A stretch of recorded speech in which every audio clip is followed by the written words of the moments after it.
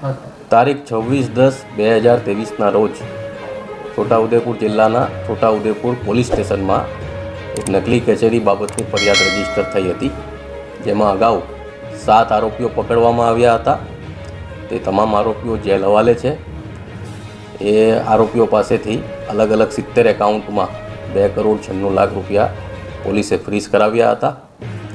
ત્યારબાદ આ જ તપાસમાં આ કૌભાંડની અસર દાહોદની પ્રાયોજના વહીવટદાર કચેરી સુધી હતી, જે બાબતે અત્રેથી દાહોદના પ્રાયોજના વહીવટદાર કચેરીને જાણ કરવામાં આવી હતી, જે આધારે દાહોદમાં એક અલગ સ્વતંત્ર ફરિયાદ રજીસ્ટર કરવામાં આવી હતી।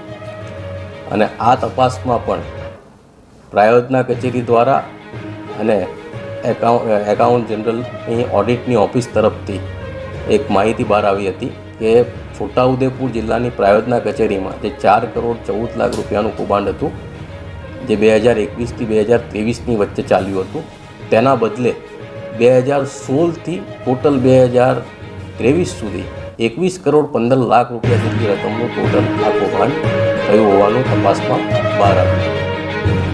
આ તપાસમાં ત્યારબાદ જે પ્રાયોજના વહીવટદાર અધિકારી જે તે વખતે એડિશનલ કલેક્ટર વીસી ગામિત હતા, જેની પાછળ પોલીસ લાગેલી હતી અને પોલીસના શોધખોળ દરમિયાન તેઓ નામદાર કોર્ટ સમક્ષ સરેન્ડર થયા હતા, જેમનો પોલીસે નામદાર કોર્ટ પાસેથી કબજો મેળવી એમના 7 દિવસના રિમાન્ડ લીધા છે।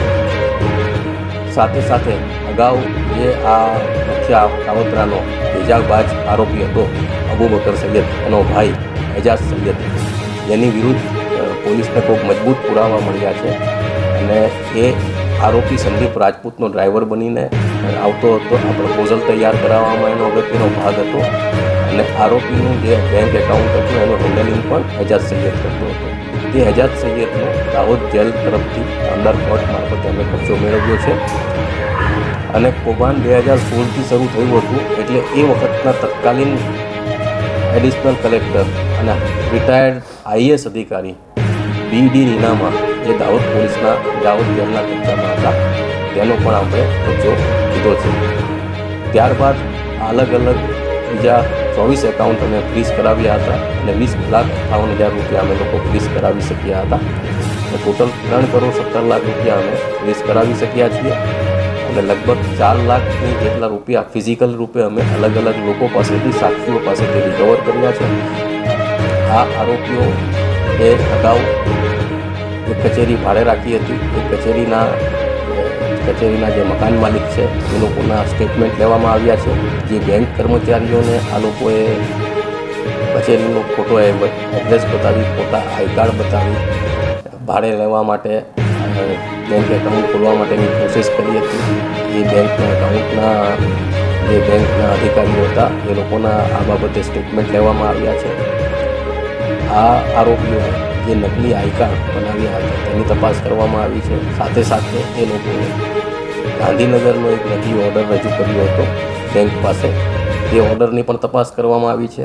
એમાં તપાસમાં આવ્યું છે કે ગાંધીનગર ખાતે આવી કોઈ કચેરી નથી અને ગાંધીનગરની કોઈ કચેરીએ આવો કોઈ ઓર્ડર ઇસ્યુ કર્યો નથી। ગાંધીનગરની કચેરીથી જાણકારી મેળવી હતી કે આવી ખરેખર કોઈ કચેરી નથી અને એમનાથી આવો કોઈ પણ કર્મચારી કામ કરતા નથી। આ બાબતમાં ટોટલ અત્યાર સુધીમાં આજે વીસી ગામિતને, બીડી નીનામાને અને એજાજ સૈયદને અટક કરવામાં આવ્યા છે। ગામિતના 7 દિવસના રિમાન્ડ મંજૂર થયા છે, એજાજ હુસેન સૈયદના 4 દિવસના રિમાન્ડ મંજૂર થયા છે અને આજે બીડી નીનામાના રિમાન્ડ મેળવવામાં આવશે।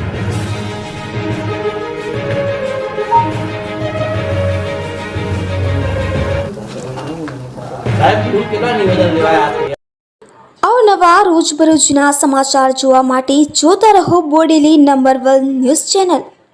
ને જો આપે અત્યાર સુધી આ ચેનલને સબસ્ક્રાઇબ ન કરી હોય તો સબસ્ક્રાઇબ કરો અને શેર કરો।